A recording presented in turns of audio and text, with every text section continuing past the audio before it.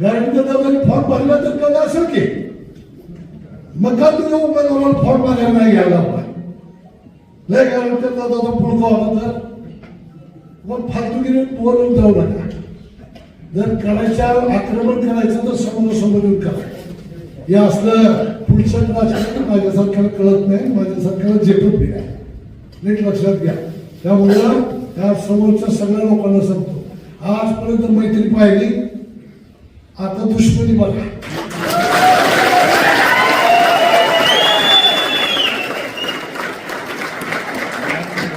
जे काही असेल ती लढाई ती वैचारिक लढाई राहणार. विचाराने लढणारा मी कार्यकर्ता आहे. माझा विचार मी गावागावात वाडी वस्तीवरती नेऊन ठेवणार, लोकांच्या समोर मांडणार आणि लोकांना प्रश्न विचारणार की काय करायचं. आज जरी आपण पराभूत झालो असतो, ठीक आहे, काय करणार कमी पडलो झालं पराभूत, पण जर विजय झाला असतो तर तुम्हाला माहिती करता सांगतो, ह्या तालुक्यामध्ये इतका जल्लोष झाला असता